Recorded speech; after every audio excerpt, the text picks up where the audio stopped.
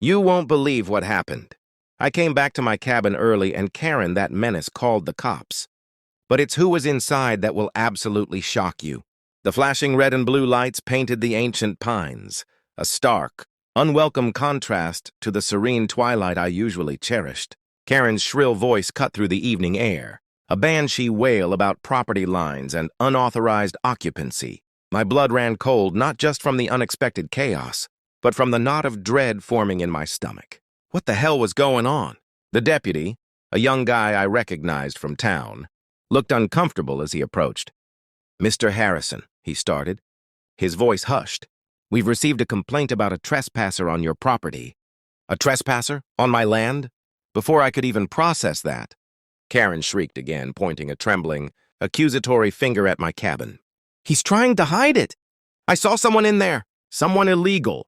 My heart hammered against my ribs. Illegal. What was she even talking about? I'd only been gone for a few hours, just a quick trip into town for supplies. I'd locked everything up tight. Or so I thought.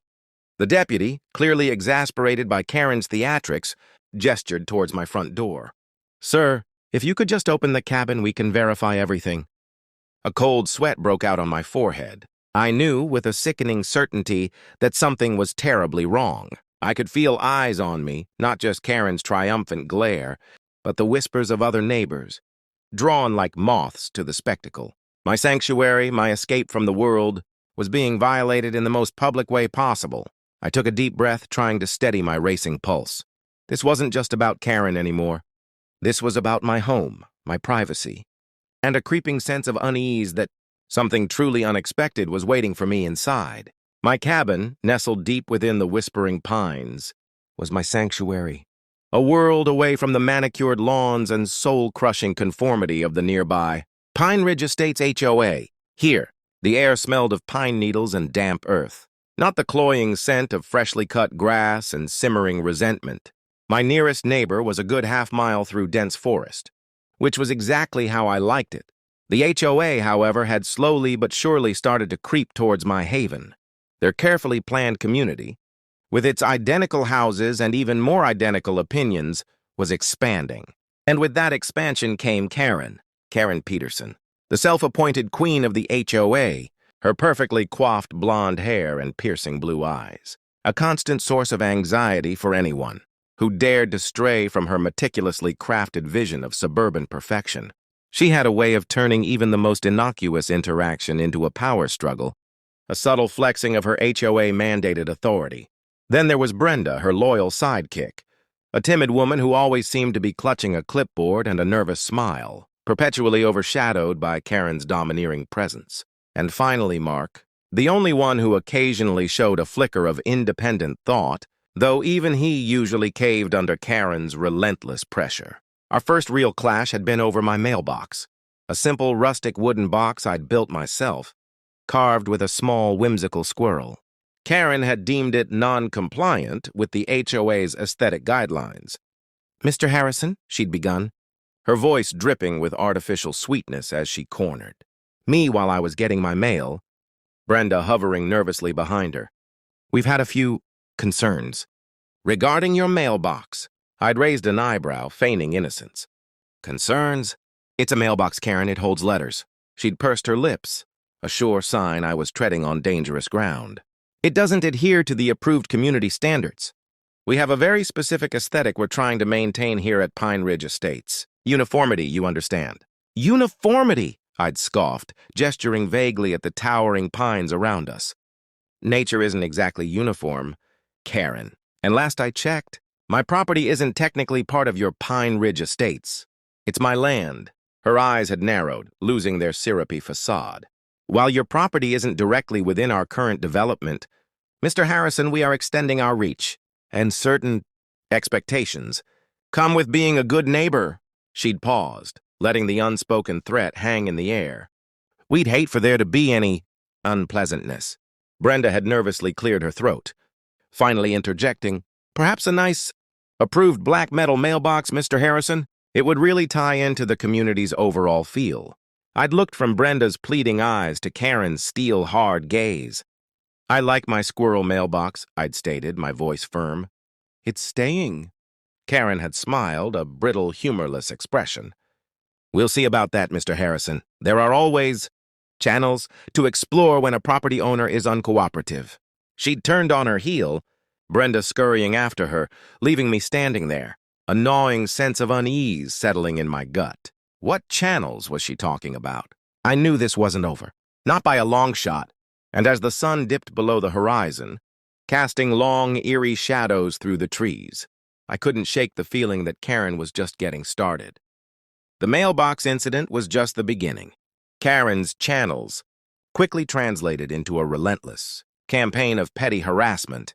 First came the anonymous notes in my mailbox, not my squirrel mailbox, but a new, HOA-approved black metal one that mysteriously appeared overnight next to mine, adorned with a fake address and a notice about community beautification initiatives. The notes, always unsigned, complained about everything from my unruly native plant garden, a fire hazard, one proclaimed, to the excessive rust on my vintage pickup truck, which was parked on my own damn property. This is ridiculous, I fumed to my friend Sam over the phone, pacing my cabin living room. She's just trying to provoke me. Dude, Karen's a professional provocateur.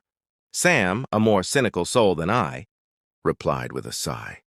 You're living next to a land shark. They smell blood in the water and never let go. The emotional toll was starting to wear me down.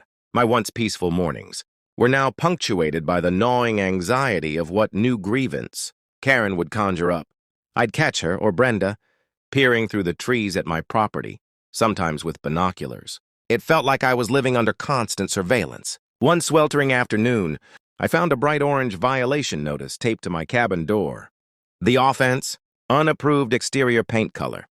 My cabin was a deep, natural forest green, blending perfectly with its surroundings. It had been that color for 30 years. I stormed over to Karen's immaculate house, the carefully pruned rose bushes practically vibrating with her self-importance. Brenda was watering her own equally immaculate petunias next door, her eyes wide with apprehension as I approached. "Karen!" I called out, my voice tight with suppressed rage. She emerged from her screened-in porch, a pristine glass of iced tea in her hand, her smile fixed and condescending. "Mr. Harrison, to what do I owe this unscheduled visit?" I shoved the violation notice at her. "Unapproved paint color? Are you out of your mind? My cabin has been this color since before your precious HOA even existed." She took the notice, barely glancing at it. "Property values, Mr. Harrison. We're simply trying to maintain them. The new guidelines, which were extensively communicated, clearly state approved exterior palettes. Forest green, particularly that shade, is no longer acceptable." "New guidelines?" I scoffed. "You mean your guidelines? This is harassment, Karen. You're trying to push me out!" Brenda, unable to contain herself, chimed in. "It's just a recommendation, Mr. Harrison, for the good of the community. The good of the community is letting me live in peace," I retorted, turning back to Karen. "You have no jurisdiction over my property. It's outside your HOA." Karen raised a perfectly sculpted eyebrow. "Ah, but that's where you're mistaken. Mr. Harrison, our expansion plans, as you know, are quite ambitious. And while your parcel isn't technically part of the existing development, it is certainly within our sphere of influence. The County Planning Commission tends to look favorably upon unified community aesthetics when considering future zoning changes." Her voice dropped to a conspiratorial whisper, a cruel glint in her eye. "It would be a shame if certain obstacles were to prevent those plans from moving forward. Obstacles like, say, an uncooperative property owner." My jaw clenched. "Are you threatening me, Karen?" She merely sipped her iced tea. "I'm simply stating facts, Mr. Harrison. Facts that could become very inconvenient for you. Perhaps you should reconsider your stubbornness." As I walked away, fuming, I saw Mark emerge from his garage, giving me a sympathetic but wary glance. He looked like he wanted to say something, but Karen's presence seemed to hold him captive. I knew then that Karen was playing a much bigger game than just mailboxes and paint colors. She wanted my land. And as I stepped back onto my property, I noticed something glinting in the dappled sunlight near the edge of the forest, just inside my property line. It was a small, almost imperceptible survey marker, a new one. My blood ran cold. The HOA wasn't just encroaching. They were making moves, quietly, subtly, to redraw the lines. The new survey marker was the turning point. It wasn't just about Karen's petty rules anymore. It was about my very ownership of this land. That night I couldn't sleep. I pored over old property deeds, county records, anything I could get my hands on. And then I found it. A clever, almost forgotten clause in the original deed for my parcel, predating the HOA by decades. It stated that due to the unique historical nature of the land, it had once been a small, family-owned lumber mill. Any attempts at annexation or significant alteration of the property's natural state required not just county approval, but also unanimous consent from all directly bordering property owners and a formal, notarized waiver of any future claims from the most immediate surrounding parcels. And one of those immediately surrounding parcels, a small, undeveloped sliver of land, was owned by none other than Mark. The next morning I confronted Mark. He was hesitant, clearly terrified of Karen's wrath, but the injustice of the situation resonated with him. He admitted Karen had been pressuring him to sign a document, something about streamlining community development, but he hadn't yet. I explained the loophole, the power he held. His eyes widened. He hated Karen as much as anyone, maybe more, but he lacked the courage to stand up to her. "If you sign that waiver, Mark," I told him, my voice firm but not aggressive, "you're essentially giving Karen free rein to do whatever she wants with my property. And eventually with yours too. You have the power to stop her, to protect both of us." He chewed on his lip, looking from my earnest face to the distant, imposing silhouette of Karen's house. She'll make my life hell, Harrison. She's already doing that, isn't she?" I shot back, a hint of steel in my voice. "The difference is now you can fight back, and you won't be alone." Later that week, the big showdown arrived. Karen had called an emergency HOA meeting, clearly intended to publicly shame me and push through a new resolution that would somehow further legitimize her meddling. The community hall was packed, the air thick with tension and the cloying scent of potpourri. Karen at the podium radiated smug authority. Brenda sat beside her, nervously clutching her clipboard. "As you all know," Karen began, her voice resonating with theatrical gravitas, "Mr. Harrison's property continues to be an aesthetic challenge. His refusal to comply with reasonable community standards is impacting all of our property values. We simply cannot have a wild, unkempt parcel disrupting the harmonious vision of Pine Ridge Estates." She then pulled out a meticulously prepared aerial map, pointing to my cabin with a laser pointer. "We have initiated discussions with the county for a rezoning proposal that would allow us to bring Mr. Harrison's property under direct HOA jurisdiction, thereby ensuring proper maintenance and adherence to our valued community guidelines." A murmur went through the crowd. Karen smiled, clearly thinking she had won. "Actually, Karen," I interjected, standing up from my seat at the back, my voice calm and clear, cutting through the murmurs, "you might want to check your legal documents again." Her smile faltered, replaced by a flicker of annoyance. "Mr. Harrison, this is not the time for your theatrics." "No, it's the time for facts," I countered, pulling out my own set of documents, copied and highlighted. "According to the original deed for my property, a specific clause requires unanimous consent from all directly bordering property owners for any annexation or significant alteration." I paused for dramatic effect.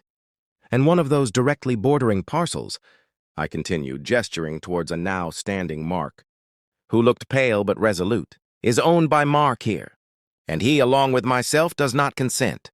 Karen's face went white. She stared at Mark, her eyes blazing with fury. "Mark, you traitor! We had an understanding!" Mark, finally finding his voice, stood a little taller. "No, Karen, you had a delusion. I'm tired of your bullying. My property, my choice, and I choose to support Harrison." The room erupted. Whispers turned into open discussions, some nods of agreement. Karen, for the first time, looked genuinely rattled. Her carefully constructed empire was crumbling before her eyes. "This is outrageous!" she shrieked, slamming her fist on the podium.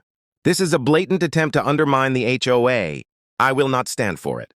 "You'll have to, Karen," I said, a triumphant smirk finally gracing my lips. "Because without unanimous consent, your rezoning proposal is dead in the water. My cabin, my land, remains mine outside your precious sphere of influence." She glared at me, a venomous hatred in her eyes, knowing she had been outmaneuvered.